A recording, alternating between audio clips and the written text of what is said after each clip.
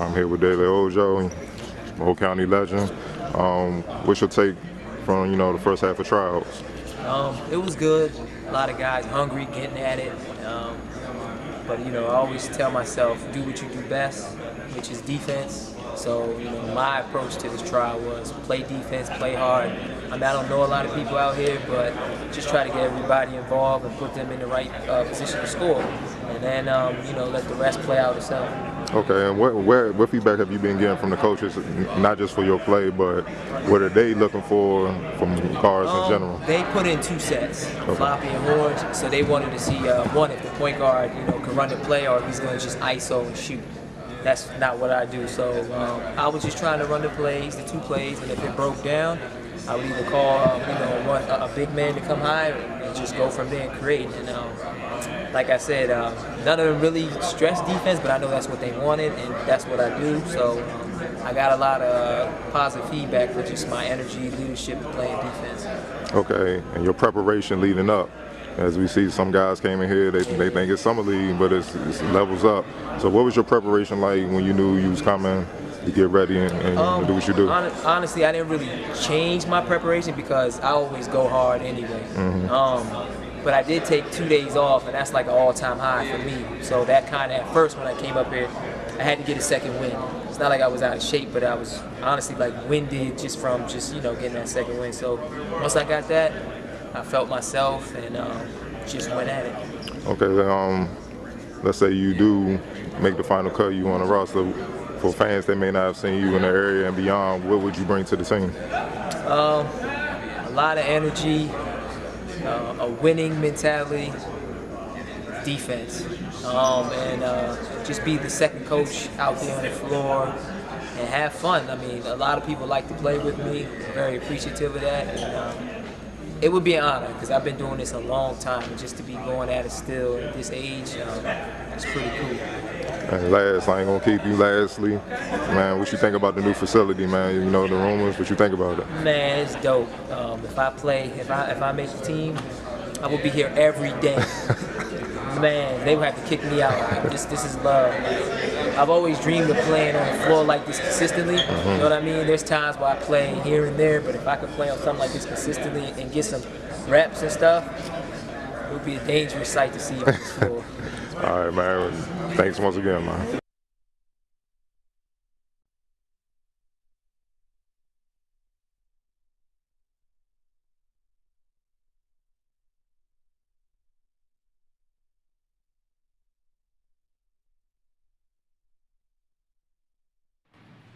Good evening, everybody. Oh man, new digs, right? Yeah. This is brand new. So it's a great thing. But as always, man, it's Focus TV. We got Octavia, Cardinal Dusty, Wilson Survey Jr. We got our bad guys with us today, both Donald Rowe and Jarrell Beaker.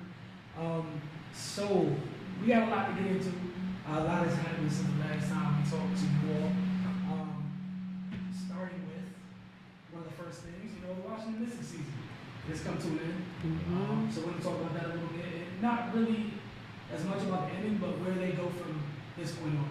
We're going to talk about Capital City Yoga. If you haven't heard, it's something you should get familiar with. They had an open tryout, last weekend. So we're going to talk about that a little bit. Octavia's back with, I'll talk a little bit. Week 3, right? Yeah. We had it in week 3. We're about to start week 3, yeah. Hey, look, the days are running together. I feel you. It's the same for me. Then after that, I got a DC United update for you guys as always, and we're going to conclude with, rapid fire, which is, a fun way to end things. Questions that put you on the spot, always good. And shout out to the NBA for giving us an endless supply of topics. As always. Shout out to professional sports. All right, so we're going to start with the Washington Mystics. Obviously, things didn't go as planned. The season didn't end the way that they wanted it to. But congratulations to the Seattle Storm. Sue Bird, Brianna Stewart, Natasha Howard. Big role for how things ended. Stewie obviously was very deserving of that Finals MVP. Natasha Howard wasn't too far behind that. For those who didn't watch the series as closely as someone haven't seen in that same game, that game 3, which is the game that they, finished off the Mystics and swept them. and Stewie had a huge 30 points and 8 rebounds. Natasha had 29 points, 14 boards, a couple blocks. Sue Bird was big. Alicia Clark. It was a really team effort. And the biggest thing that stood out, Seattle definitely, they feel like they understood the moment and they seized it. Washington, it seemed like, I don't feel like the outcome was indicative of the talent that Washington put out on the floor. It probably wasn't one of their best showings. It feels like they struggled to capture that moment. Your Sue Bird told a couple times about she didn't think she'd get back here. And keep that in mind. If you're an older player, come on, man. We know that she made that clear to her teammates as at each level they progress, how important it is. You're all the time in sports. Sometimes when you take a trip to the top early, you don't realize how special it is because you're kind of young. It's hard to get back, and sometimes you can take several trips and just not come away a winner. That being said, Cardell, Octavia with the Mystics, what's next for them? Improvement, period, all around. Emma's coming back, so obviously the coaching will have to adjust, figure out how to incorporate Emma, because when she last played, it was a totally different team. Della Don was just getting there. The team wasn't as deep. Some of the players that were on that same team weren't as good, so it's improvement from the coaching staff on the way down as far as incorporating the team, gelling them together, figuring out roles. Some of the vets, they got to improve too. Like you touched on, it wasn't a sense of urgency when they played. You could tell it was like they were happy to get there, and I'm like, nah, the job ain't done. You still work to be done. Seattle was just locked in the whole time, and you saw the result. The vets from Natasha, she improved greatly, but I actually think she can get better. Improve her post game, bring in a post game, a reliable mid-range jumper, so that way when you drive to the lane and stuff, you don't have to dribble the ball back out. Learn how to finish through contact better, over taller, centers and stuff like that, athletic bigs, because, against the Dream and stuff, just to get out the East is going to be hell. So, stuff like that. I know, the format is different, but during the regular season, you play more games against the East. Even taller, we keep saying getting the handle better, so you can navigate and try to create space and get your shot off. You won't turn the ball over, especially in key moments. Della, I would like to see her work on her body, get more athletic, get quicker, get off the ground, get stronger and stuff like that. The rookies, Ariel Atkins, how I feel about her. She got it. She just got to keep working. The sky's the limit. Scary where she could become Maisha Hines Island. She plays smart at the end. Now carry that over into next season. Then you'll get more minutes, maybe possibly even get some starting minutes. You just never know. Stuff like that, where everybody in the team can look in the mirror, look back, and like, all right, I can get better, and then they would be more deadly because they have to get better. Because the thing is, it's not just a Storm who have the best player in the league now with Breanna Stewart and stuff. They have young players that will be better, so they're going to be stronger next year. There were teams that you beat, like the Dream. They didn't have Angel. She will be back. Then you got young teams like Dallas. If Cam can come out, she stay. They're going to be dangerous. And the Lord knows the Vegas, with Asia Wilson looking like she looked even better during the USA than she did during the season. Like, it's so many young teams where it's like, man, if you don't get better, man, you liable might not make the playoffs next year. And then that's a waste because y'all have the team to possibly get back to the finals and win it all. And this time come with a better sense of urgency, like, no, we're not satisfied unless we win. And that's what it is. Don't just be happy to get there. Win it. Yeah, and that's the biggest part, taking that next step. Mm-hmm. As any team, especially a team of youngsters, one positive, you get Emma back next year. And that's cool, but you can't treat that as a luxury. Mm-hmm. As you said, if anything, that feeling that you had of losing WNBA Finals on your home court, technically wasn't your home court, but you know what I'm saying? Hometown, different. At home, right, exactly, at home, in your regional area that you... In front of your fans. Mm-hmm. In front of your fans that packed out Eagle Bank Arena as well. That has to be something that fuels you all through next season. You need to get to a place where you don't want to feel this ever again. Right. Especially considering, as we transition to the Go-Go, your new home is beautiful. Yes, it is. Like, their new facility is amazing. Trust me, if y'all get a chance, like I told Carter when we walked in, I'm already looking forward to next summer. And this is not a knock on a Go-Go, just because, we just finished WNBA season. I'm already looking forward to next summer. Thinking like, 9,000 people packed out Eagle Bank. This thing holds 4,000. these home games need to be on that Audi Field, DC United type, like crazy Atmosphere, yeah. Like it needs to be nuts in there, and I love how it's built. Joel Christian talked about the acoustics in the place. It's a building that's going to get loud when all these people show up. And I'm happy for them because they deserve to have a place to call home. Yeah. But as we said, transition to the go-go.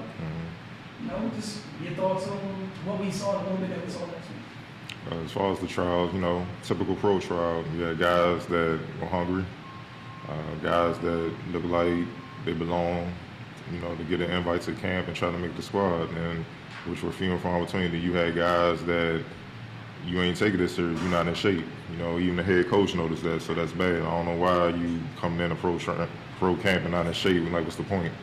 And then you had some guys that were just there just to, for, social media purposes, get likes and stuff, which, hey, man, do what you do, man. Me personally, if you consider yourself a real hooper, that's a waste of time, too. You're not really there to really try to make the team. You just, what's the point? But, like, to each his own. But all in all, I like the early camaraderie, not just with the go-go, but even with the Wizards front office. Like, everybody was there. So it wasn't just, Pops and Jarrell making evaluations, and Ernie was there and all that. Like, the assistants were there, the front office. So it was a collective team. They need, look, man, like, they not just trying to keep and just making the playoffs and leave losing the first round. So that go-go team need to be full of players that will develop and possibly help the Wizards. If they need somebody to go down to injury, they can come in and fill a spot, or possibly come up and be an additional player for them, kind of like what Simmons was for the Spurs, stuff like that. So I like that early camaraderie. It's a beautiful facility, and they got their own practice side of it. Then they got the main core where the games are going to be played, and even Jarrell said Go-Go got their own part of the building. We just saw the kind of the Mystics and Wizards side. Go-Go got their own side of the building that, we haven't really seen yet. So,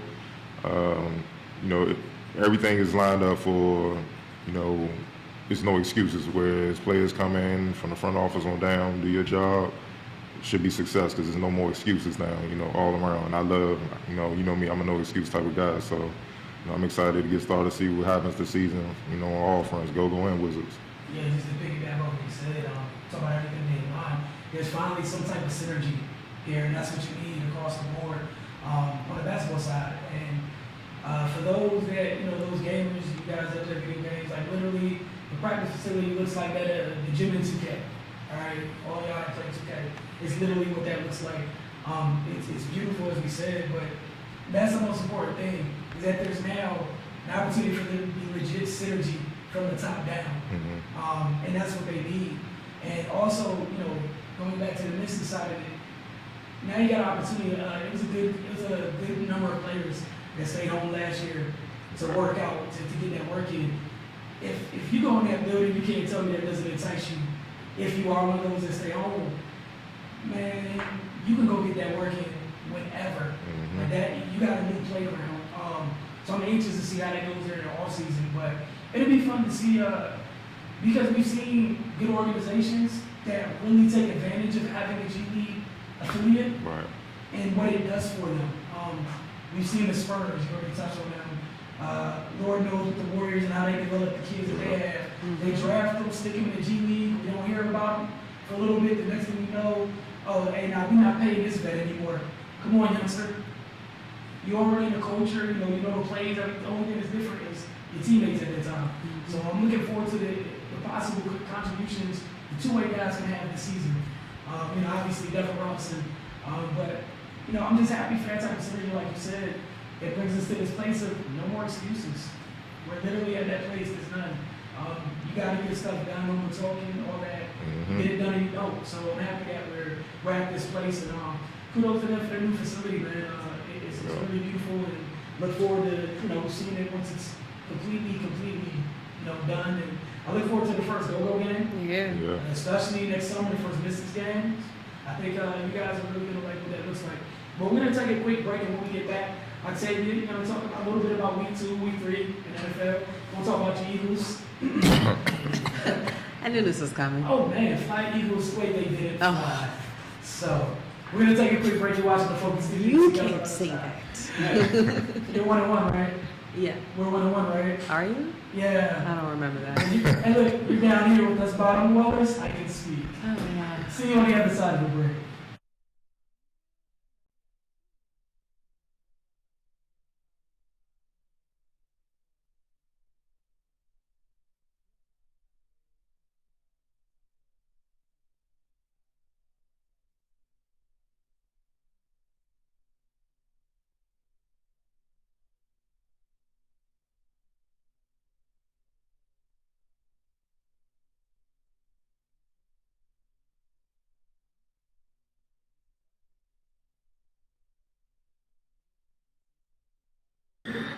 Alright, welcome back to the folks. Did you really need to clear your throat before you say, my goodness, y'all don't understand what we deal with here.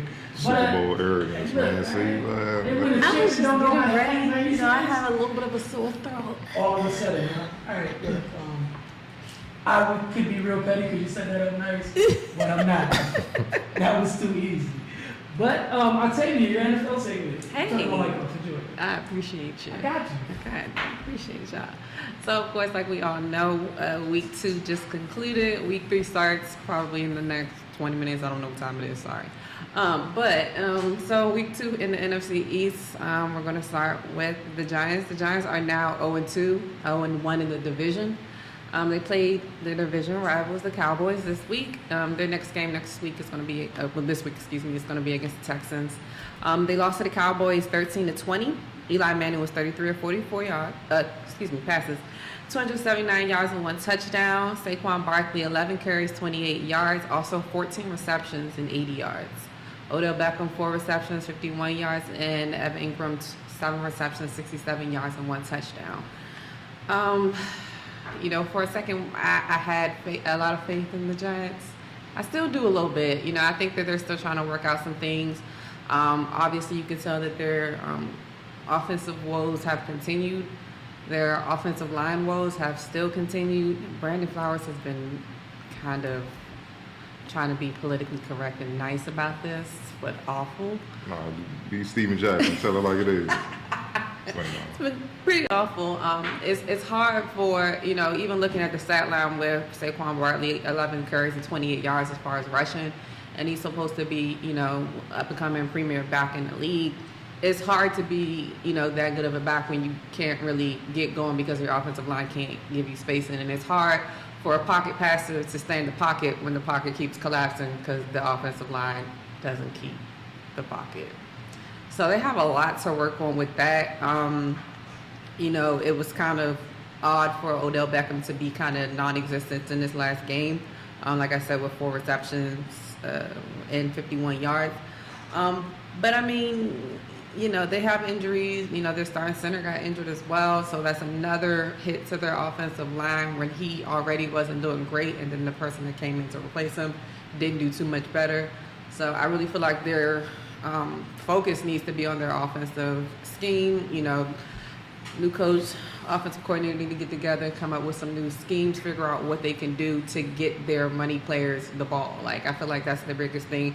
I don't feel like they really have a big problem on defense. I feel like they do okay. It's not the defense of the past, of course, but I definitely think they're going in the right direction, but definitely need to focus on the offense. Especially next week against the Texans. Of course, they have J.J. Watt. I don't know if Clowney's going to play. I don't think he played last week.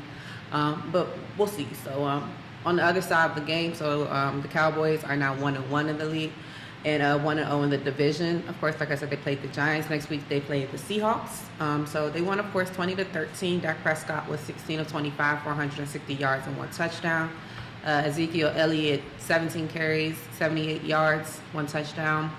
And Tavon Austin, 2 receptions, 79 yards, 1 carry for 15 yards. Stat line sounds crazy, at least a little bit for Tavon Austin. 75 of those yards was on 1 play on his reception yards.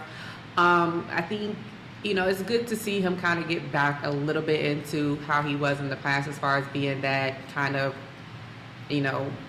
X factor as far as a receiver. I really do hope, I'm sure the Cowboys really do hope that they have, the Tavon Austin of the past, just because, they're kind of, in my opinion, lacking in, like, top wide receiver targets for Dak. But they're making it work as it is. Their defense has been, what's really been holding them together.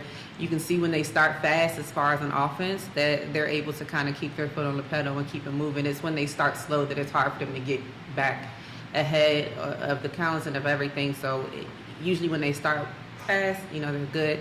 The defense had 6 total sacks on Manning, forced fumble by Looney. They did well this week. Next week they play the Seahawks. Seahawks coming off of a big loss to the Bears. So I'm sure they're going to be looking to come back really, really hard. So it should be a good game for them next week as well. Next we have the Redskins. Redskins are also 1-1. 0-0 in the division. They haven't played a division rival yet, of course. Their next game is against the Packers. Redskins fell this week to the Colts 9-21.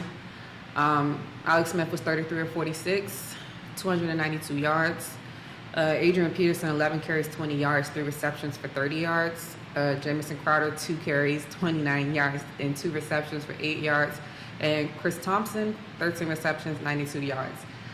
It's a little backwards for me. A lot of running backs getting a lot of receptions, not a lot of rushing yards. And that's not just them. I just said the same thing with the Giants as well. Redskins started last week off, on a great note. They looked like they completely dominated the Cardinals last week. Shout out Pettis. I gotta make that call. I talked to him and forgot about that. Man, come on, you can't forget about that. You cannot forget about that. I got a call. Thank you. I got your back always. So much pettiness. Always in the air. It's always in the air, Like I said, the running game was kind of non-existent this week for them. 65 yards rushing, that's total for the game. They had 2 in the first half. So, last week it looked good. Adrian Peterson looked good. I just feel like, right now they're still trying to figure things out. Defense didn't do too much better, although Sperringer did have 2 interceptions. But it just wasn't enough at the time. Smith was sacked 3 times, didn't throw a single touchdown. They play the Packers next week with arguably the best player in the NFL, Aaron Rodgers, although he does have a knee injury at this point. Y'all know that's not stopping him. So I'm sure that the Redskins are looking forward to forgetting week 2 and trying to repeat what they did in week 1. We'll see how it works out for them next week. And, I keep saying next week like it's not this week, excuse me. And last... my Eagles were 1-1. There's a certain something missing from your voice there. It's part of the segment. Anyways, the Eagles are now 1-1, 0-0 in the division. Did not play a division rival yet, of course. Eagles lost to the Bucks this week, 27-20. Next game is going to be against the Colts this week. It's magic. Oh, don't worry, that's in there. It's in my note. Don't worry. Nick Foles, 35-48, 334 yards, 1 touchdown. Corey Clement, 6 carries for 30 yards, 1 touchdown. Jay Ajayi, 7 carries for 23 yards, also 1 touchdown. Zach Ertz, 11 receptions, 94 yards. And Nelson Aguilar, 8 receptions, 88 yards, 1 touchdown, 1 carry for 2 yards. There was absolutely no Philly magic, no Philly special, no Philly 2.0 special, whatever you want to call it this week. To me, it still just looks like they're struggling ever since they have been since the preseason has started, in my opinion. To be honest, to me, I felt like Nick Foles looked better than he has in the preseason in the first game, but it didn't transpire into a win. So are we really counting it? I'm not. So only thing is injuries are back in full force again for the Eagles. Sproles already didn't suit up after missing majority of the season last year. Ajayi went out in the first quarter, I believe. He did return. He went out with a bad back. He did come back, with the 7 carries, 23 yards. I think he went out after his first carry. And, the Bucs started, with their foot on the pedal, foot on the neck. They was not playing, It's kind of hard for a team to come back as soon as you win the opening, coin flip. You opt to defer, and you defer, and their first play is a 75-yard bomb to your ex-player, Deshaun Jackson. It can't get no worse than that, and I'm keeping it 100% real. Fitzmagic is still out here winning. It's kind of odd. A lot of people were saying last week, like, he's not going to repeat what he did in week 1. at this point, I'm like, she might as well just go ahead and start. Let Jameis just rest until the Fitzmagic wears off, but we'll see. You know, and the other thing that Philly is struggling with is giving up a lot of big plays. You know, the 75-yarder to Deshaun Jackson. There was another 75-yarder to O.J. Howard. You know, it's not looking really good right now. You know, the secondary is looking a little bit suspect right now. A little bit. Do too. Come on, just a tad bit. No, let's not get too. You said O.J. Howard for 75 yards? I mean, it was yards after the catch, you know, but still. So y'all had a 6, what is it, like Come on. 6.5? Man, Let me finish this up real quick. I mean, like I said, the rushing attack was by committee with Corey Clement and Wendell Smallwood at this point. Y'all started. Corey Clement. What about him? I mean, he that man the rock. I mean, I agree. You know, especially in that situation with Sproles being out, Ajayi being out. I'm personally am not a huge Wendell Smallwood fan. I think they're trying to make him like Sproles is, but he's not as Sproles. He's has the same build as him, but he's not as quick and as shifty as him, in my opinion. He does it every now and then. I hate when they try to put him up the middle because they knock his little self right back down. I don't know what they be doing.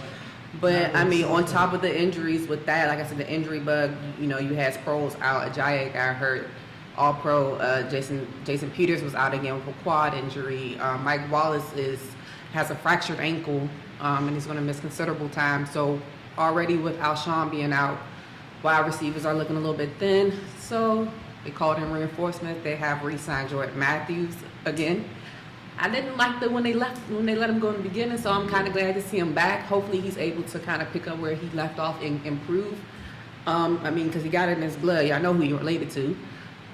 So, you know, because they had to go with Josh Perkins and Kamar Aiken. I'm sure they didn't want to play them as much as they had to, but, you know, they didn't have a choice, you know. But the biggest news, of course, coming out of Philly at the time is Carson Wentz will be back under center this week. I'm excited for that. I'm just excited to see how he's going to play, how he's rehabbed, how he's going to be able to come back. And they'll see if they can get back on track with this game this week against the Colts. I like how you try to end it on a positive. I did, you know, got to speak positivity. A little negative 2 cents on the Redskins game this past week. I'm not really like taking it, the performance. I'm not looking at the players. I feel like they got outcoached on both sides. Like, I can agree really, with that. really bad. Like, very, very bad. I can agree with I feel that. like, you know, this has happened in the past sometimes. With Jay, sometimes I have beats where that offense is humming. It was humming last week. And then he has a knack sometimes for getting too cute. I feel like they got too cute this week. There's no reason to not run the ball. Is he in the hot seat after this season if it don't go well? That's none of my business. I'm not getting into that. None of my business at all. Long live Kyle. Just saying. Everybody miss Kyle. I don't. I'm happy. You don't need to miss anybody. Except I just think it's that. Like, sometimes you don't have to get that cute. Sometimes you need to you have a quarterback now where you don't have to do as many gimmicky stuff. Just stay on schedule. And that might be new around these parts. So I'll give it a week. But that shouldn't, dude, you can't get out coached on both sides of the ball in the same game. You really limit your chances. And if you're players, what do you want them to do? Mm-hmm. So I know there was a whole lot of check downs, and I saw the check down Alex Jones and all this other stuff. I hear you, and it's cool, but some of the weapons that they have here aren't too much different. Obviously, they don't have anything here, but some of the other pieces are similar to what they had in Cincy. So it's kind of like you got to do a better job keeping people open. Don't tell me if your offensive line that you can't find a way to use Josh, Jameson, and even the running backs. Like, you can get creative. You have a good offensive line. I know Sheriff went down, but yeah, I feel like your line's good enough that you can be a little bit more physical and try to impose your will a little bit more, and then go get cute after that if you want to. But you can't start off getting cute and then try to go back and try to impose your will afterwards. So, I'm just anxious to see if they can kind of regain that going forward. We hear all the time, football's played up front. And they got whipped up front on both ends. So, lots of sense. But 9-4-50, the ball Hayward, our guy, always providing good information on the basketball side of things. The 9-4-50 breakdown this week. All right, this is a lot, so I'm going to read it slow. Pay attention, people. How your defender is playing you off a curl. He goes under, offensive player goes opposite. So literally for all of you, if you ever wondering what people do wrong when they're trying to do those light-skinned dudes over on Golden State. Off simple actions. Very simple things. This is how things can go left real quick. A curl is a simple thing. Used correctly, with a good shooter, it's a dangerous thing. When a lead shooter, you're in trouble. So again, it's 9-4-50 breakdown. Reading how your defender is playing you off a curl. He goes under, offensive player goes opposite, reading the defense. Check this out, Jamal Hayward. Again, thank you in advance. See you guys on the other side of the break. You're watching the Focus TV. So I'm curling. My defender's going under. On this side, right, left. Look at the shot. So, I'm going to go game speed.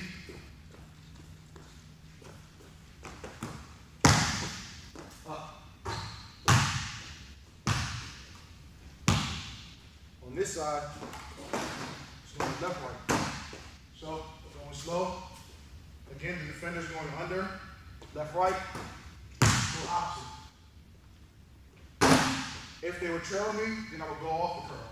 But because he's going under, snatch, up. That's it. So I'm curling. My defender's going under. On this side, right, left. Look at the shot. So I'm going to go game speed.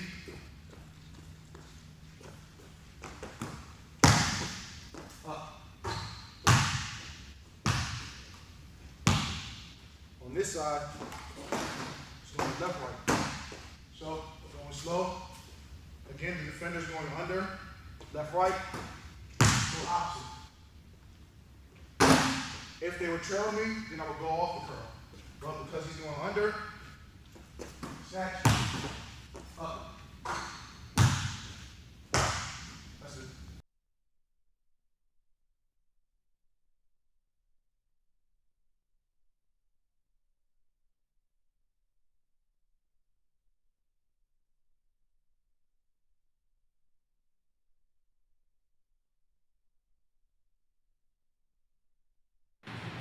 All right, welcome back to the Focus TV.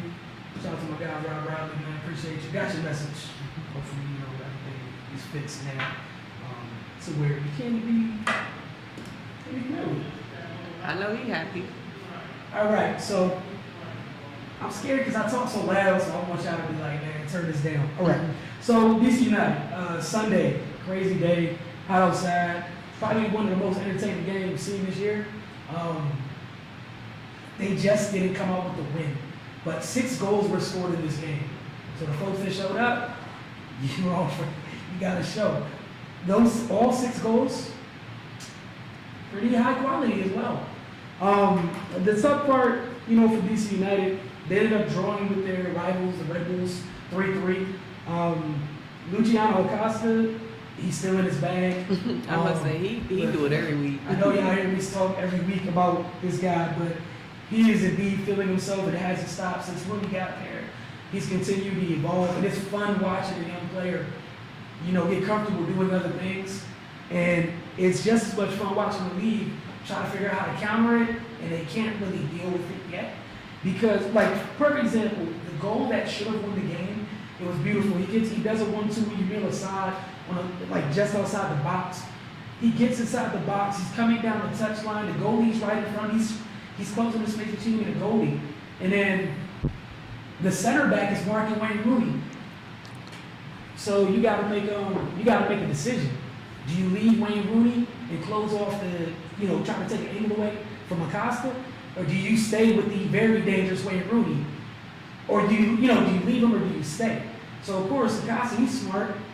He slows his pace to the keeper, trying to make sure just holding that defender on Rooney right there, because you also don't want to give up a run to the far post. So the keeper's in no man's land. Acosta's coming. You feel like you got to get an angle, but again, this is a very technical guy. Brilliantly beats the keeper. They go up 3-2 at that point. But of course, Bradley Wright Phillips, who seems to be one of the greatest thorns in DC United's sides ever, he had a hat trick on the day. So every time Literally every time DC United scored a goal, Bradley Wright Phillips was like, not so fast. Literally every single time he answered the bell for his team, it was remarkable. The first goal came by way of a bicycle kick.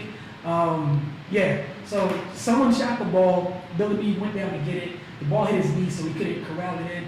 Pops up in the air, we're on the near post at this point, and Bradley Wright Phillips, of course, because it makes no sense at all, he goes for the bike, and he gets it. He beats the keeper. Wow. The other 2 goals, crazy angles. What makes him so special is he's like your goal scorer's goal scorer. He has such a great sense of timing on when to make his runs. He literally lulls center backs to sleep, and next thing you know, he's gone. In that instant, you lost. It's over. There's no recovering. He got you. And it was just crazy to watch. But back to Acosta. He now on the year, he has 8 goals and 13 assists. The 13 assists, he's the first player to Jaime Marino, the great Jaime Marino, to have 13 assists in a season for DC United. Keep in mind, they still have more games left this year.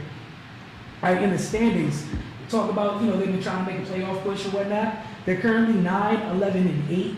They trail the Montreal Impact by just 4 points. So they're on a bye week this week. The good news, they play the Impact next week. So the 29th, they take on the Impact here at Audi Field. They have a chance to cut that gap to just 1 point. So it's literally, playoff implication game. No, it's a playoff game. That's essentially what that is right there. That's the team on the other side of the line. They're where you want to be. You have a chance. You control your destiny at this point to make up that gap, to put pressure on Montreal. Last Wednesday, they beat Minnesota at home as well, 2-1, the winner game by way of Darren Maddox. So, DC United is very good place. It was tough. They played 2 of the better teams in the league last week. The Red Bulls were the second best team in the league, in the East rather. And, they played into a 3-3 tie. And honestly, Bradley Wright Phillips doesn't go nuts. You got that game won. And kudos to, a team, what we talked about at the beginning of the show, with the Knicks is kind of just happy to be there in that moment or whatever. You literally, Ben also literally set up the game. Even though in a draw you get 1 point in the standings, it felt like a loss to them. They played well enough to get a win. You're at home, you get 3 goals. There should be no reason you give that up. But again, shout out to Bradley Wright Phillips and the Red Bulls, because they're like, you watch stalker movies, those old slasher movies back in the day. Some of those guys who don't know how to go away. They're like Michael Myers, hey, look, we're down, cool. Goal, it's tied down. Hey, look, you went ahead again. 2 minutes later, it's tied again.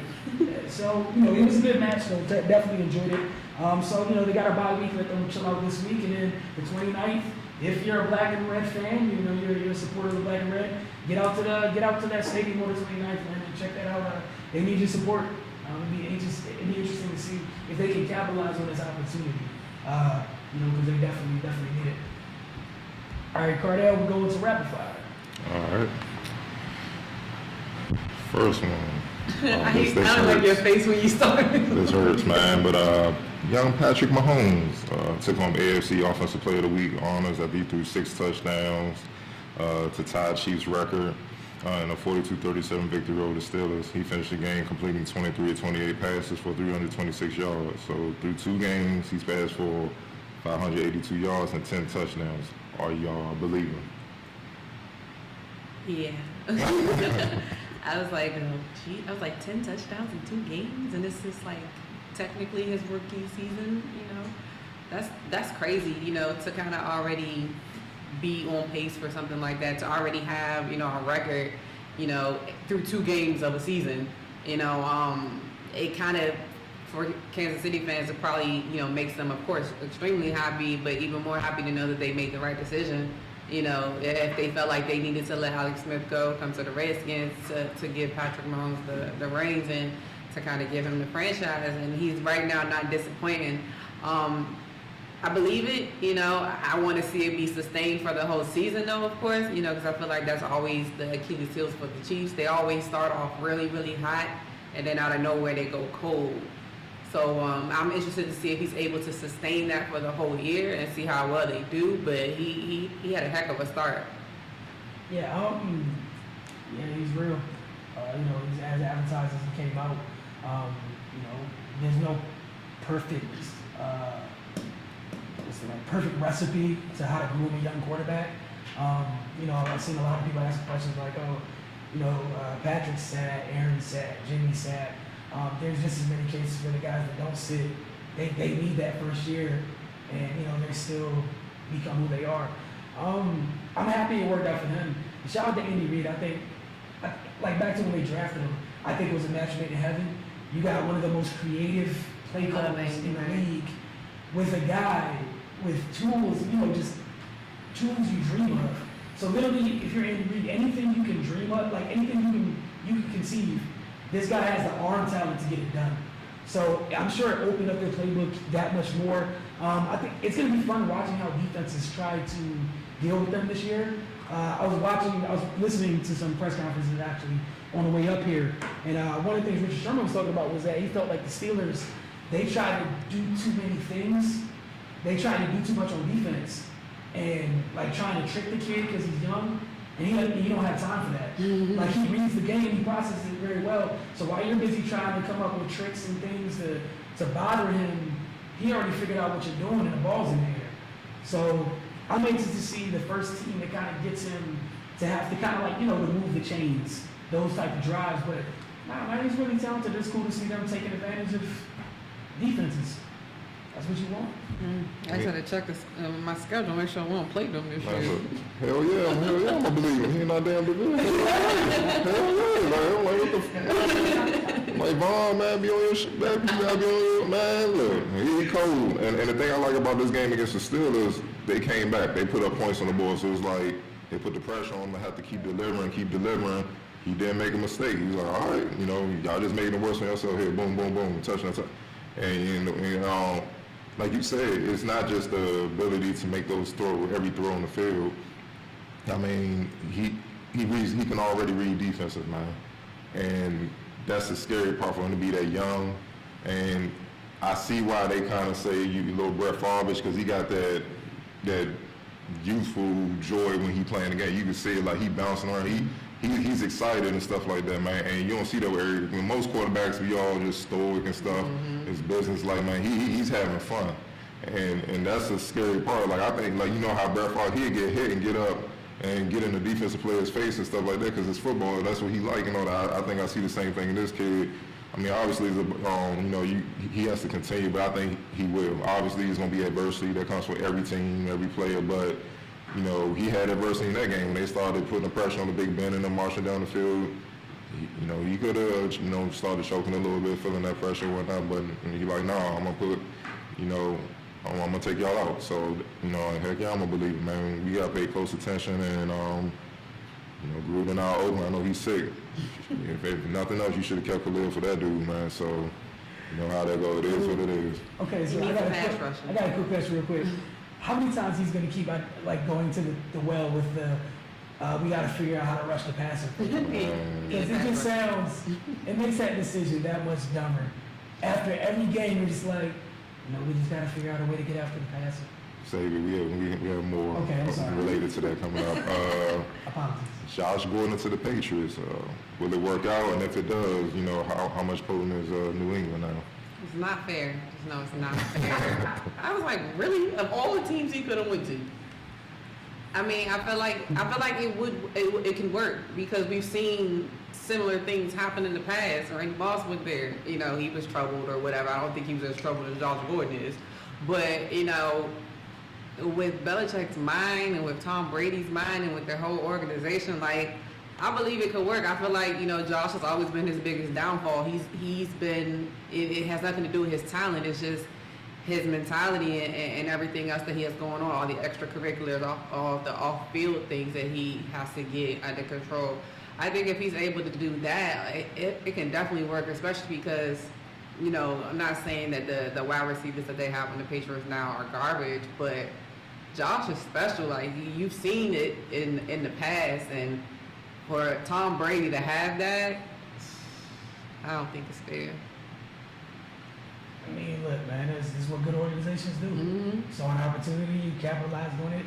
I feel the Browns, like, this relationship's been going on for a while. I understand, you know, you're trying to get to, like, you know, at some point they're going to cut ties. I get that. Apparently, you know, allegedly he injured his hamstring while filming the commercial. Okay, I was going to ask what happened, because I don't think I ever heard exactly what the whole breach of trust thing was. So allegedly that's the premier reason as to why they cut ties, and he allegedly injured his hamstring while filming the commercial. All right, cool. You know, some other stuff came up, and I thought it was funny because that morning that it happened, some Cleveland reporters started with that whole, they made it seem, you know, insinuating that like it was weed related, which it wasn't. And so it was just somebody, you know, it was just a pro athlete being selfish at the time. Like, cool. And I'm not saying it's all right, but if you're the Patriots, like, there's no gray area for this. If it works, that's wonderful. Like, that's huge. You get one of the more talented wide receivers in the league. If it doesn't work, you cut him and you continue your life. Julian Edelman comes back in 2 weeks. The guy you just dropped from Corey Coleman, if Josh doesn't work out, I'm sure you can go pick him up.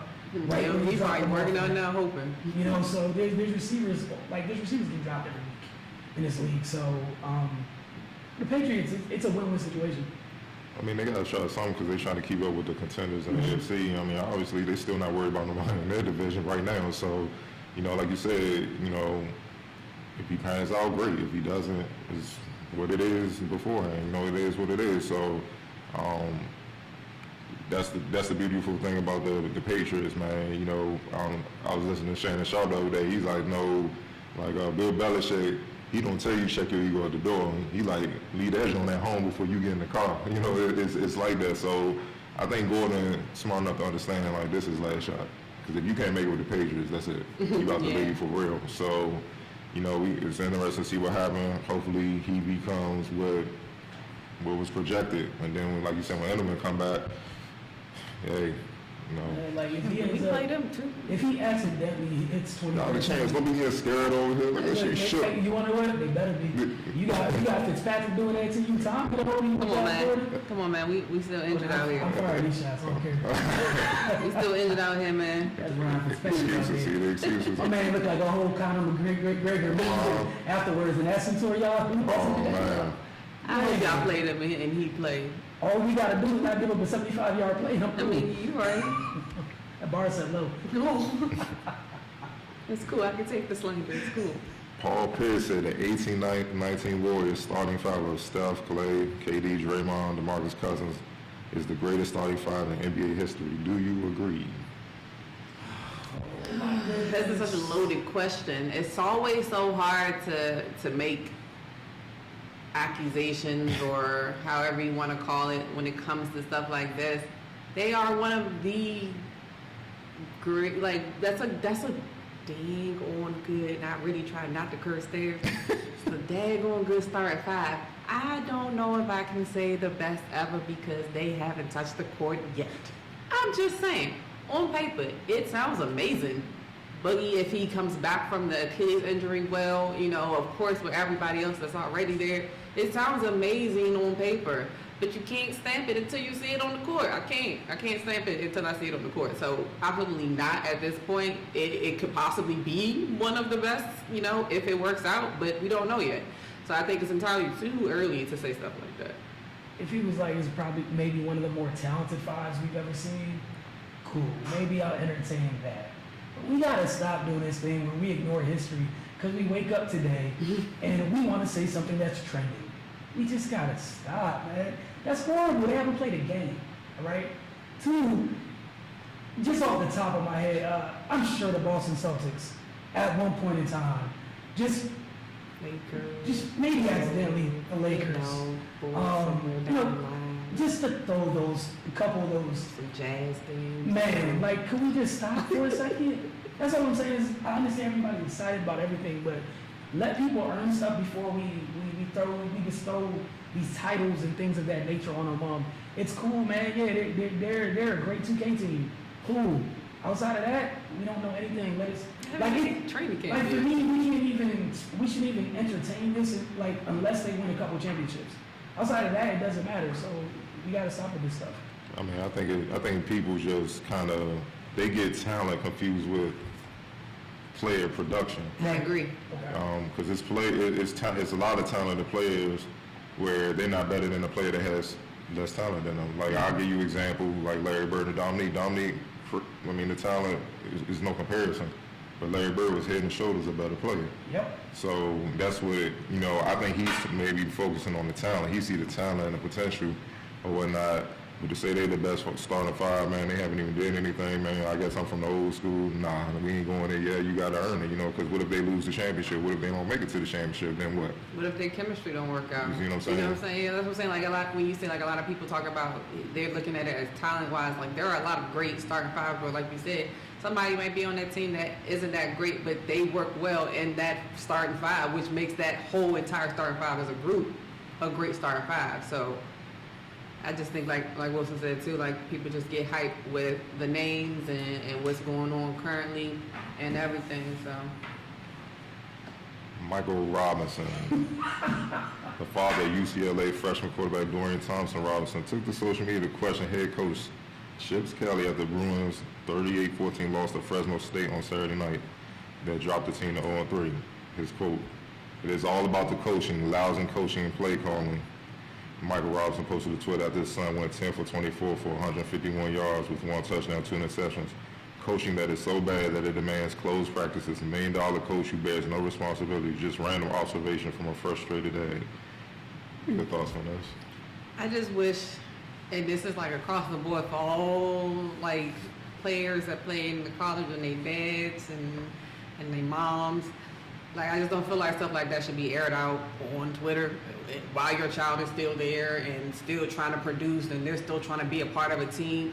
Number one, to me, that singles them out from their teammates, their coaching staff, their peers that watch the game, all of that stuff.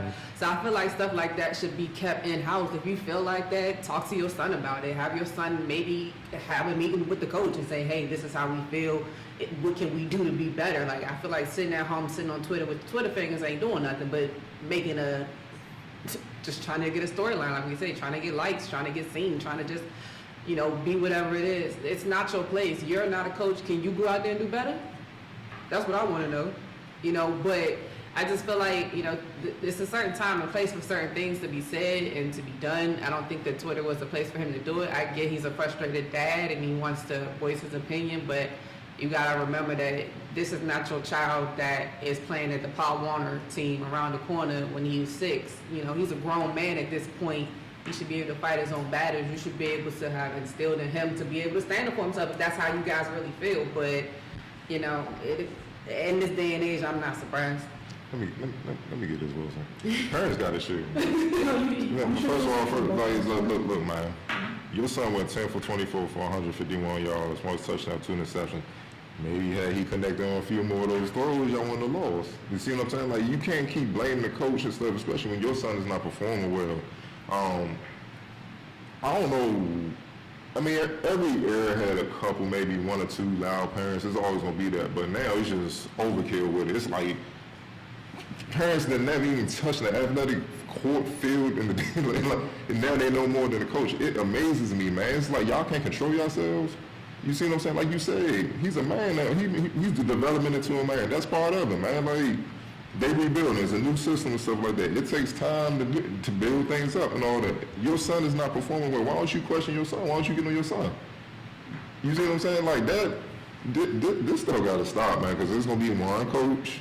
That ain't about it. Hold on, time out. We'll be like, hold on, time out. Let me go ahead and go up in the sand and see what's up with your pops. Like or dismiss your son from the team. Like, ain't nobody got time for that. But y'all got to chill, man. I've just never seen this. Like even when I played, no parent came down. It was just the only conversations I ever had with my parents were like when my mom was like in the car. I couldn't even call home, dog. Let me call home like, yo, coach running us too much. I don't like to play. Like, I'm right over there. I'm coming right now. Like, no, I would never. Like, so? And the crazy thing is it's getting worse and worse because it's getting younger and younger. Like, right now we talking about a college player. That's happening in high school. That's happening in middle school. It's happening in AAU. It's happening in Boys and Girls Clubs probably. And it's crazy. And like you said, like, I really feel like it's a generational thing because same thing with me growing up. My dad was my coach, so who was complaining to where? Not me. Yeah, you feel me? Like, it's on you. It's on you. Like, even if it's a situation with coaching is positive or whatever, it's still on you to do something with it. Like, it's on you. Like, there's no reason to get on social media. You're the adult, supposedly, to go on social media. If you got a break with the coach, you know, I'm sure there might be a time where you schedule time to meet the coach and sit down like two adults and talk. Exactly. You know, by yourselves privately, leave your son out of it. But, you know, hey, it gotta stop. Okay. Jimmy Butler. Here After we he go. demanded his trade, we're not gonna get in that quite yet. He said he named a few teams he would like to be traded to, and one of them he said he's less enthused about is the Lakers after they signed LeBron James. Quote from Adrian Wojnarowski of ESPN, he said he is enamored with the idea of playing a central role in a big market. Sources said Butler had once imagined playing for the Los Angeles Lakers, but LeBron James' arrival as the franchise cornerstone made it less appealing for Butler in the prime of his career, league sources said. Playing with LeBron isn't for everyone. Kawhi reportedly became more reluctant to join the Lakers once they got LeBron.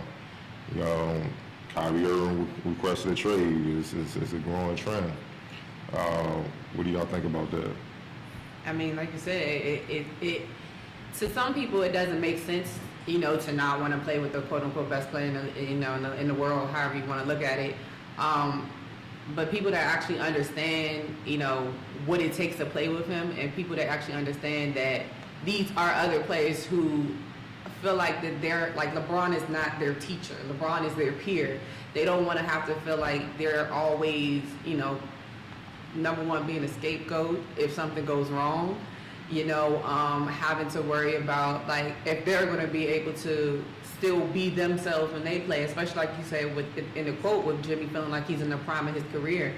And I respect all of those players that do that, because I feel like they don't want to feel like they ride somebody's coattails. They don't want to feel like, oh yeah, we won the chip because LeBron was out there killing and I was over here just chilling, you know. They don't want to do that. I respect those players that like, I don't want to go somewhere where it's already built up and I can just sit back and relax and win championships. Like people that just want to sit back and actually work to do it. So like, even when it came out of the 3 teams that he said that he would want to go through, the Clippers, the Knicks, and the Nets, you know, like these are teams that aren't completely like in the playoff picture all the way every year. These are not like heavy contenders.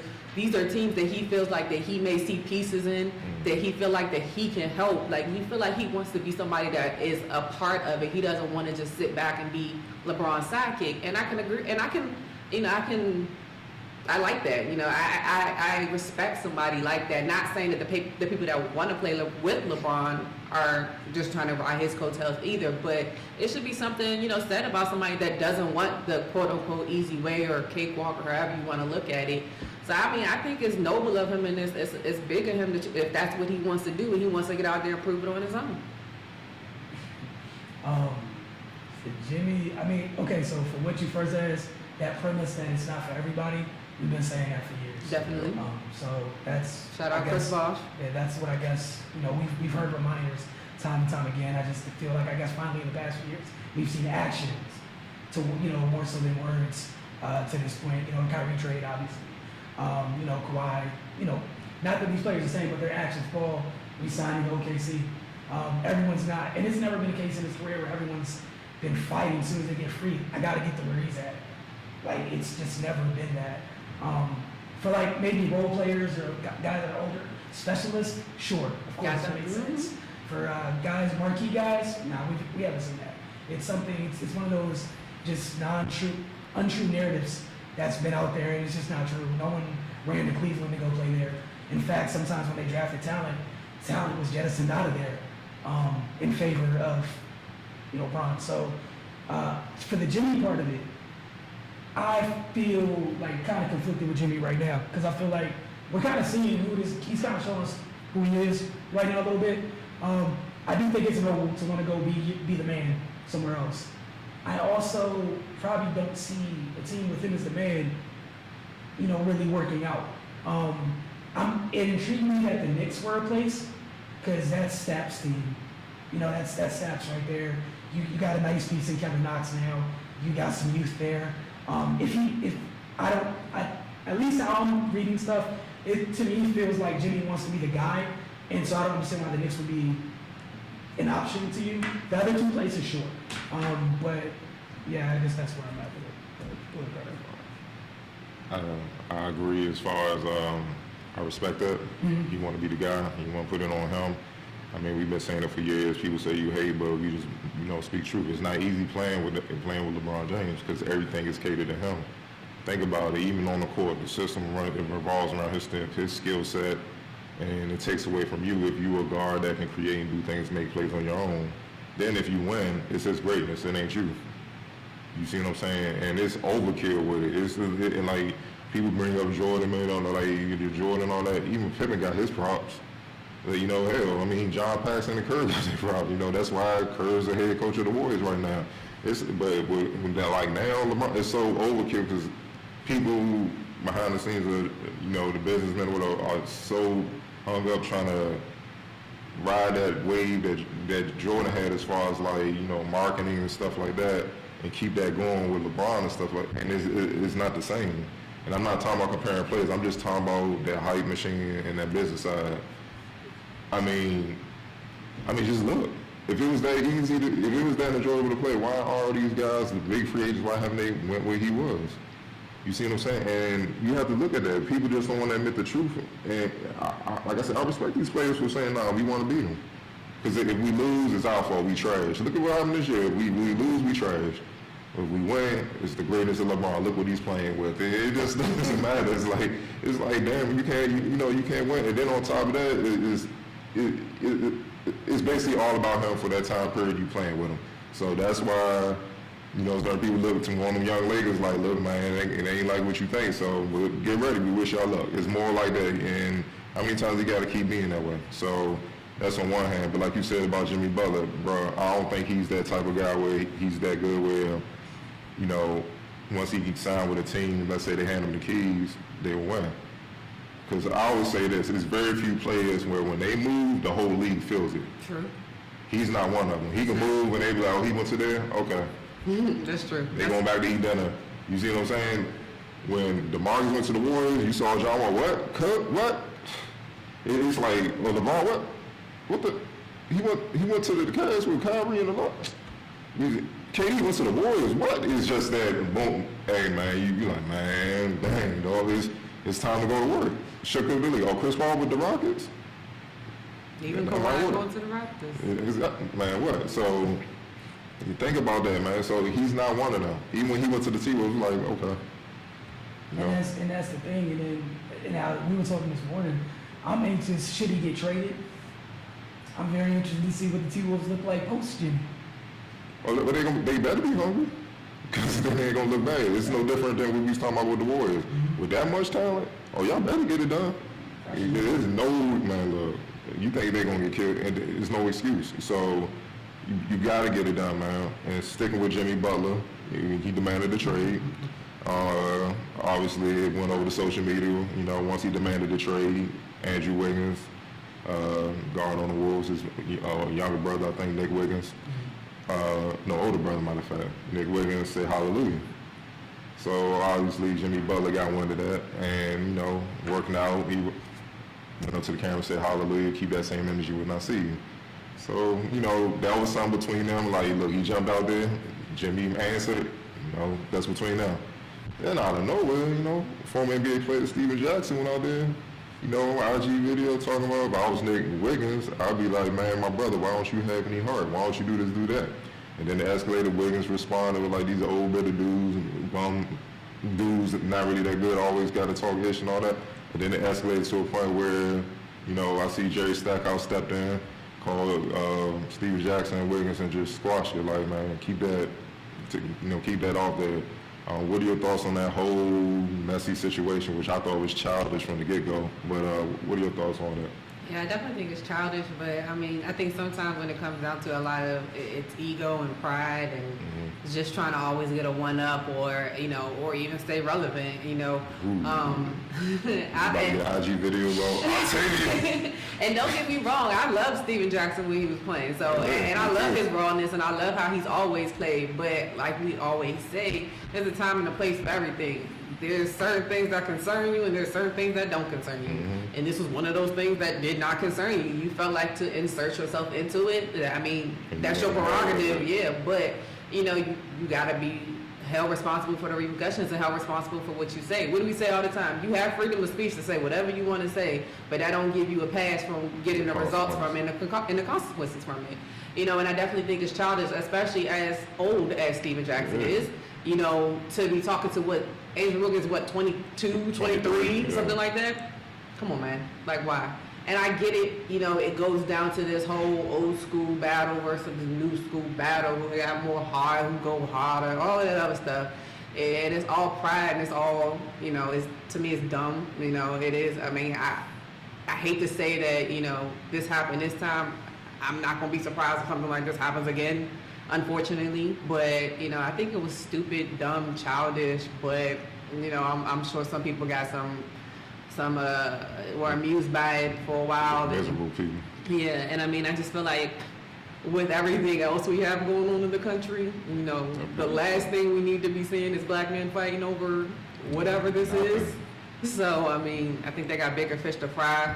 You know, I'm sure Steven Jackson probably somewhere trying, I don't know what he's doing, to be completely honest. I'm not even trying to be shady or anything, but I'm sure he, you know, trying to get a check, trying to get a job or whatever he's doing as far as, you know, I think, did he play in the Big Three this year or was that last year or something like that? So, I mean, I'm sure he's, you know, trying to do that, and Wiggins needs to be focused on if Jimmy Butler gets traded, who's coming here, training camp about to start. Ain't nobody got time for that. And his older brother, we don't even know you, sir. Like, come on. Dead wrong for that. Like, and his brother should have, Andrew should have checked him. But you can't control, if you don't know, like I can't control what you tweet if I don't know what you tweet. I get a bunch of tweets like Octavia said, what? Hold on, like, and that's the thing. Wiggins ain't say nothing, but, and the thing is, Jimmy tried to handle it professionally, because when he demanded a trade, everybody's like, it's because of Towns. He's like, look, I ain't got nothing to do with them. I'm trying to get my money. So don't even read that. And it was there. Then my man tweeted that, and I was like, as soon as I saw it, I was like, man, I hope this don't escalate. But Steven Jackson made it blew it up because he inserted himself in something that ain't had nothing to do with him. Like, nothing. I don't understand. Like you said, he's 40 years old, and he's stuck. It's sad because he's stuck on this. I'm trying to be real and all that. Like, man, look, man, your real ain't real. Like, if it ain't got nothing to do with you, man, do you? You see what I'm saying? And the thing is, I don't like about it. You older, you 17 years older. Be a vet and hit him up. Like, look, man, you talented, but I would like for you to increase your intensity, man, take your game to the next level. Come at him that way if that's how you feel. But questioning the man's heart and all that stuff like that, man, that's manhood. Any man gonna respond. And Wiggins don't even talk like that. So you quiet like Kawhi. So when he responded, that means you crossing the line. And you know what I'm saying? And I appreciate Stackhouse for being a vet. Calling both of them, like, yo, chill that out, man. And, you know, because he coached at on the Raptors G League team, they won the chip. So he coaches up there. So he understands, not only do he understand how big Wiggins is for Canada, he understands that the pressure that he has, because, look, Anthony Bennett didn't pan out. Now, they got R.J. Barrett coming up. But as far as, like, their country, they looking at him like, yo, you the one that's going to solidify basketball for us forever. You're the guy. Even more so than Steve Nash. He won 2 MVPs, but you're the guy that's going to do that. Your championships, you're going to be the guy that set the standard moving forward. He's basically the result of when Isaiah Thomas and all them started the franchise there, and then Vince came and was the first superstar, took it all the way. He's the kid of all that. So they looking at him and all that pressure. So you can't say he don't have heart when up until this point he's shouldered that burden, and so far so good. He's managed to live up to expectation. Now he took a step back because think about it. People don't want to use this as an excuse, but it's real. You had 3 coaches in 4 years, okay? Then on top of that, you got this one coach, you thinking this one thing. The year before, he had his best year. Then this year coming in, Jimmy Butler coming in. So y'all basically do the same similar things. So how you gonna share the ball with him and had Townsy? Then on top of that, you got T, who's the scorer first point guard. Then you bring in Derrick Rose, who's the scorer first point guard. What do you want? And the one person I feel like is getting a pass on all of this, I mean, Stack was messy with that, man. He was dead wrong. Nick Wiggins was dead wrong. I'm surprised Butler ain't go in. If he did, I would have been like, he deserved it. You know what I'm saying? Really, the one person innocent in all this is probably Wiggins, because he was just minding his business chilling. So, but the one person that's getting a pass that shouldn't is Tibbs. And, you know, and I wasn't really keen on that hire anyway and all that because he don't like developing players. Like I said, I always felt you should have kept Dunn and Levine. You shipped them out and the pick that ended up being Laura Markkinen for the Bulls. You shipped those three out for Jimmy Butler, and he don't even want to be there anymore. So basically, you shipped those 3 talented players out for 59 games because you don't want to develop a young core. You know, look, man, it just baffles my mind sometimes with how this goes. But like you said, that ego and pride stuff need to go. It was childish, made the NBA look bad. It made him look bad. It made Stat look real bad because he's taking too much. And, you know, be a vet. If you feel like players need improvement there, be a vet and reach out to them and talk to them. Because real talk, Wiggins got a point. None of these young players are really reaching out to him for guys. They reach out to the Kobe's and all that. And certain players from those, they're not reaching out to him. And there's a reason for that. So I don't understand what the bitterness is about and all that, but he got chill because all that real stuff and all that, like you said, it's consequences. Somebody gonna be on some Javon scripting and stuff and really see what's up. That's what I'm saying. Like, you always think you're the baddest until you meet somebody that's badder. So, It don't take much. Like, you might say a dude just got cut. He on his last little bit of luck. He's stressed out, man. You call out his name, what? And then he waiting for you. Man, look, you don't know. So it's easy. Man, it was just a messy situation. I think y'all took care of that pretty well. But nah, it's childish. You 40 years old. There's no reason for you to inject yourself in that nonsense. It's childish for Nick Wiggins. You're the older brother in this case. If it's childish for you, who's much younger than Stat, it is entirely too childish for Stat. And we got to see an example in the difference between a real vet and someone who wishes they were a vet. Stackhouse responded the way he's supposed to respond. Like you said, if there's something about a kid's game, something you want to talk to, address them in the right way. That wasn't the way to do it. That's the least impactful way. It felt like you were clout chasing a little bit. You were looking for likes and clicks, stuff of that nature. And some of the people that were liking that joint shouldn't be liking nothing, man. Like that's something, man. Boy, I'm like, y'all need to be chill. Y'all need to be humble, man. And that's what's crazy to me is that people like they're okay with this type of behavior. Like, you're 40, dude. There's no reason for this. Yeah, man. But I'm interested to see, where Jimmy ends up and things of that nature. Hopefully he gets his wish. How the Timberwolves respond if and when he gets traded, since, training camp's literally a few days from now. Last two real quick. Derek Carr said it's hard to watch Khalil Mack go out and strip sack everybody. He said seeing Khalil Mack succeed somewhere else is bittersweet, man. What's y'all take on that? Yeah, I don't blame you. I'd be bittersweet too. You need to go talk to your head coach and figure out what the heck is going on. I'd be mad too. You lose somebody like that, and then his first game, he out there eating. Killing y'all. And then like we already said, every week your coach is saying we need somebody to get after the pass rusher. Pride ego, man. He just left. Pride before destruction. He just left, guys. You want to go get him? Come on. I'd be sad too. What he's watching is all his wins go away. Because no matter what you do offensively, that was the closer. So that's what you're watching right now. That's why Case Keenum looks so happy. He knows whatever I put up, just in case stuff get tight, they got to deal with Vaughn. I don't. And for Derek, if I challenge someone to go back and look at the numbers Derek put up on Sunday, that should be a W. Those numbers were exceptional. Like, he had a really good day for no good reason. Why? Couldn't close the deal. You had someone who was all pro at not one position, but two. He was that good as a pass rusher. Yep. He got an accolade for doing it the same job from two different places. Yep. You lost like a whole pass rush. Not just a person, a whole pass rush. Not one person, two people. Well, I'm happy. He's a happy division, man. He went to a whole different conference. I'm loving that. Case is happy too. Okay, he's very happy, man. I only get to see the beast in one time, and he's in practice. You don't need him. If you're Derek, don't worry, he's gonna get you too. I think y'all play each other. Yeah, so if they don't, they lining that joint up now. Switch the schedule. Oh, he gonna go crazy. Man, just to say, they like switch the schedule. Grooving the whole time. Like, if you Derek, hey, get sick that day. Hey, it's gonna be a long day at work. And if he like me petty as I am, man, like if a play go near Gruden, I'm like, my bad coach, like knock him over and everything. Hey, you think I'm playing? I was straight up with it. I hit him, fall on him and everything, take my time getting up, like dang, sit on him, rub my arm like I'm hurt. It'd be petty as hell. Last question. Aaron Rodgers think refs are too quick to throw flags for roughing the passer. Aaron Rodgers doesn't want the officials to go too far to protect him. Rodgers didn't like two questionable roughing the passer calls on Sunday's tie with the Vikings. Yeah, Aaron Rodgers said that.